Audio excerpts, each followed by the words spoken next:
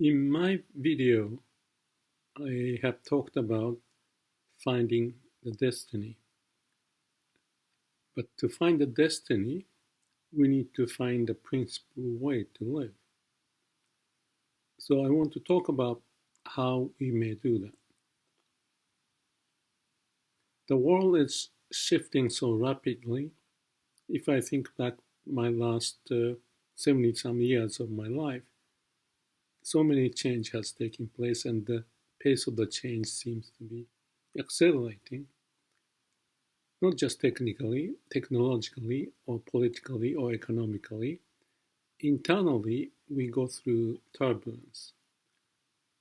So, to find the destiny, we need to know the world, how things are changing, but at the same time, we need to look into ourselves. And for that, I like to use the word finding a principled way to live. Because if we can find a principled way to live, that should help us to find the destiny. Then, what is the principled way? Recently, I talked about the nature's way versus human way. I have addressed this issue of the difference between nature's way and human way in various manners, but let's use that recent categorization of nature's way and human way as a way to understand and for us to find the principal way to live and then to find the destiny. Nature's way is maybe seemed as very simple because everything we have around us and inside of us is representing what I call the laws of nature. There's some principal way, if you call that, or some way that helps us to do whatever we do, not just us, but all animals and plants and everything, including the inanimate, the object or the materials, the stars born and die, the universe, the galaxy, and the colliding the universes, and all of that. Lots of those are unknown to us, but we know there's some force or the laws behind it. So scientifically, we may study it, but our knowledge or understanding is still limited. So it's like infinite intelligence is functioning in the world and the universe. That's what we can think about. So if we know that principle of how the universe is manifesting itself, that will be a big basis for us to understand the principled way to live. So foundation is the nature's way, and the human way, as I see it, is added to that human nature's way because we are the product of the nature. But we have this brain and the mind that we use. So human way has an additional element on top of nature's way. That's the way I see it, and it's probably easy to understand. So human way is an extension of nature's way because we evolved to use the mind and the human way. You use the brain and then technology and the political system, economic system, all of that, or psychological issues, or understanding the science, that's the human way. But still, foundation is the nature's way. So the question to me is, if we are to find the principal way to live, how do we see each of those, nature's way and human way? And it appears there's a gap in between. So I call it the two universes. So in order to find the principal way to live, we wish to understand nature's way and human way. But not just that. We need to find a way so that the human way is connected to the nature's way in some way or the other. Because if there's a gap, the human world, the universe, may be separated from the nature's way. And if the principal way of nature is not reflected in the human way, we may be just deluding ourselves. And that's why when I mentioned about nature's way, I talked about the Garden of Eden. Everything is as it is. Maybe you can call it peaceful, just following the law of nature. Yet we ate, according to the Bible, uh, apple, and that's the source of wisdom. Words, cause and effect, the logic, good and bad, beautiful, ugly, dualistic way of looking at it. So nature's way is the absolute way, and human way is based upon the knowledge, logic, and the dualistic way of right and wrong and all of that. But because of the human way, use of the brain, in nature, all the animals may not have progressed as much, but the human could progress because of the tool of this brain and the mind was so effective.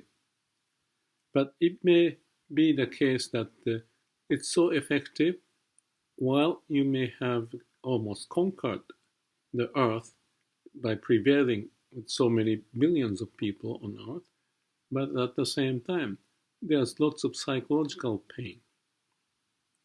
Okay, technology and the medicine may help overcome the psychological pain, but there's a time difference of how quickly we can and all of that. So at the end, even though you may try the scientific way to figure out what to do, my view is that we need to have the connection of those two universes to align. Therefore, the principal way has a connection, and then we can move forward without deviating from the principal way of the universe and aligning principal way of human way. So, knowing or unknowing, when I was young, I started to look into the spiritual direction, like a Zen, as an example, because I didn't understand what Zen is. As Japanese, I thought it's kind of like a humiliating if I cannot explain. So I started to look into it, and I couldn't get the idea of what it is.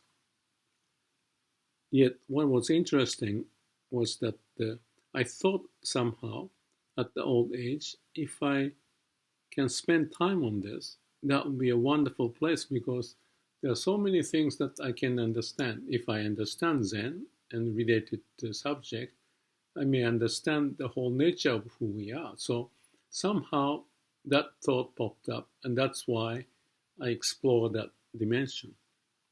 So I had this exploratory nature. Leaving from Japan is one, and from engineering to business and into psychology or religion or spiritual pursuit is another direction. So I went back and forth, finding my way into the future. So in a way, this video and my talk here represent what has happened to find the destiny, find the principal way to live. In my case, I even call it's a new hero's journey. It's new because everything is always at the beginning, everything is impermanent. You have to navigate life. And to navigate life, you need to understand nature and human.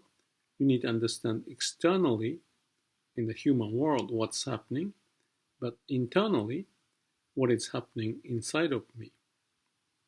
Connecting to the nature, if there's a way, and if we can have the balance of connection, alignment, clarity, that would help us to live, to go through the meditation for 10 days. I wanted to go through to understand who I am. And in that process, I got what I want to call a big awakening, earth-shattering event, as if to realize the source of who I am. So it's like a connection to the root of who I am, or connection to the nature's way. So if we are the ones to gain words, logic, cause and effect, understanding, and the brain, and to use our life as human, away from the Garden of Eden, I realized that what I found is that I could go back to the origin of who we are with that experience. The experience itself is difficult to explain in few words, but I put it into a homepage and posted elsewhere.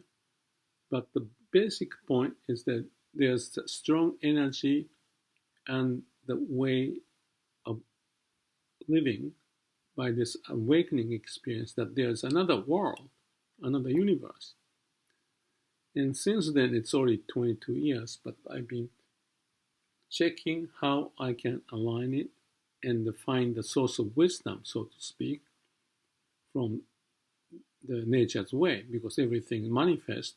There's a creative source happening, and we can live only because of all the stuff going on beyond our mind. The cells of our body, our organs, and how we breathe, and blood and hormone, and fighting against the virus, and all of that is taking place beyond our knowledge, but there's such force, amazing intelligence happening. So I feel like I touched the source of intelligence when I had the awakening, but I couldn't explain what I can do with it. So the last 22 years has been the way to clarify that understanding and find the destiny with the principled way to live. One of the awakening moment or the insight I get from that awakening moment is the idea, I call it the life profile. After that experience, I didn't want to lose the sensation or the life energy or new insight I got from that experience. So for some reason, I came up with this idea of life profile, and I posted life profile idea elsewhere, but basically it is to monitor how I'm living, and I do this every 3 months, 4 months, that kind of a sequence or frequency, so that I monitor if I'm living by being sincere and truthful. That's the direction, I call it vertical direction of getting into myself, and if I'm connected to the source of who I am. And you need to be sincere and diligent and truthful to relate to that. So that's the one item that I monitor by rating 1 to 10, how important it is, and how satisfied, 1 to 10, and some characterization of it. And then I looked into the external dimension, if you call it like that, in terms of the work, hobby, having fun, relationship, and the health and finance. So there are 6 of them. One is more internal direction, and 5 of them are external dimension. And I summarized those tables with the numbers in it, and the characterization is what's going on, what I have learned, what I need to do more. So go through what I call the PDCA process, plan, do, check, act process, to make sure the whole thing has somehow balanced in this life profile exercise. So every 3-4 months I review it and what has happened, what I have learned, what kind of mistakes I made, how can I change that, all of that. So I have done this for the last 22 years. So that's the effort in living in nature's way. I try to characterize and explain to myself how I have navigated, what I have learned, and what to do. You plan how to orchestrate, you execute the plan, and you check the result and post it in the life profile, and analyze it and develop another plan from that life profile to go forward. So it's a continuous process, because life is a continuous process. Every moment is a new beginning, but at least 3-4 months, every 3-4 months, I could check. So it's like finding the journey in sailing, going to the right or left or east and west or north and south, avoiding the danger, and then taking advantage of the current or the wind or going through the storm or avoid the storm. So that's how I navigate my life. But in terms of the inner dimension, the principal way, as compared to the PDCA or Plan Do Check Act, starting with check, I call it the Shila Samadhi Panya. This is taken from the Buddha's teaching. Shila is right conduct, Samadhi is a calm and quiet mind, and the Panya is the wisdom. So at the human level, PDCA, at the nature's way, to connect to the nature's way, I need to practice the right conduct and then have the, you call it the meditative space perhaps, or calm and quiet mind, to see if everything is okay without using the mind. Because the wisdom is typically gained when we are not using the mind. Mind occupies what is the stuff that we need to do, but you need to go beyond to be able to connect to the deep sense of who we are. So the wisdom pops up. It may not pop up, but you keep at it by going through this Shila Samadhi Panya process. You can call it, it's more about organic or biological process, because it is to reach out to the nature's way, and at the nature's way, at the core of it, is our living being with all the cells and the organs and all the functions and the memories everywhere, not just at the superficial, shallow level of the brain, but kind of like scanning the whole existence throughout the body and synthesize what is needed. So it's like a tree growing. A tree is thinking, you can call it, but without thinking, they are trying to do which direction the branch goes and so on and so forth. So there's a nature's way manifesting, and we can find the same nature's way living in us if we pay attention to. And that's the awakening experience, that there's another universe, and as far as we can understand another universe and how it functions, then this idea of the Shila Samadhi Panya, calm and quiet mind, will bring out the wisdom. Or the creative solutions, inventions, deciding or come up with the right judgment, to me is connected to that. So life profile would provide a framework mainly for the brain and the mind, but because of this being sincere and truthful, and if we can work on it every month to not forget but understand who we are internally in a vertical direction, then we can look at the external world and the internal world at the same time, and we can navigate our life. My words cannot explain how in reality this can happen, because that requires the execution of the plan and the learning and discovering unknowns out of it and come up with the wisdom. So it's a continuous process, because the external situation changed and the internal situation changed. So it's a continuous journey, but there's a principal way. That's the main point of this video. Nature's way and human way, and find a way to connect them, and so that we can live well, perhaps aligned to the principles, and find the destiny.